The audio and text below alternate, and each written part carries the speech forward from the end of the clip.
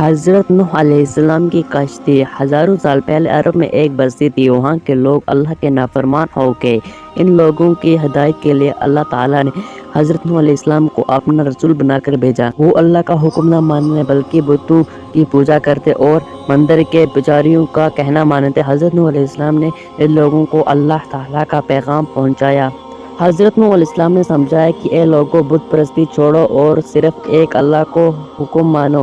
اس پر ان لوگوں کو بہت غصہ آیا۔ انہوں نے حضرت نوح علیہ السلام کو جھوٹا کہا۔ حضرت نوح علیہ السلام نے سینکڑوں سال ان لوگوں کو سمجھایا لیکن وہ لوگ ان کی بات ہی نہ سنتے۔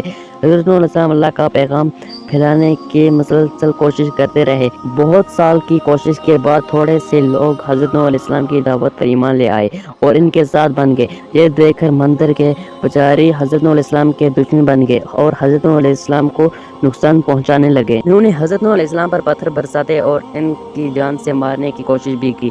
حضرت نوح علیہ السلام نے ان لوگوں کو بتا دیا کہ میرا کام تو بس یہ تھا کہ اللہ کا پیغام تم کو پہنچا دوں، اب ہدایت کی راہ پر چلنا تو تمہاری اپنی مرضی ہے۔ حضرت نوح علیہ السلام نے دعا کی کہ یا اللہ، اب یہ لوگ بہت سرکش ہو گئے، یہ تو ہماری جان کے دشمن بن گئے، یا اللہ اب ایمان والوں کو ان ظالموں کے شر سے بچا لے۔ اللہ تعالیٰ نے حضرت نوح علیہ السلام پر وحی نازل کی اور ان کو کشتی بنانے کا حکم دیا۔ حضرت نوح علیہ السلام نے جنگل کے درختوں کی مدد سے ایک بڑی کشتی بنانا شروع کر دی۔ کافر لوگ ان کا مذاق اڑاتے لگے کیونکہ وہاں دور دور تک کوئی دریا یا سمندر نہیں تھا۔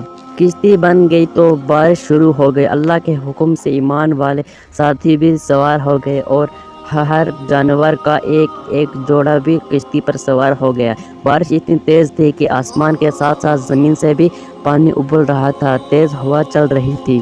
کشتی پانی پر تیرتی رہی اور بلا آ کر یودی نامی پہاڑ کے قریب جا کر کشتی رک گئی۔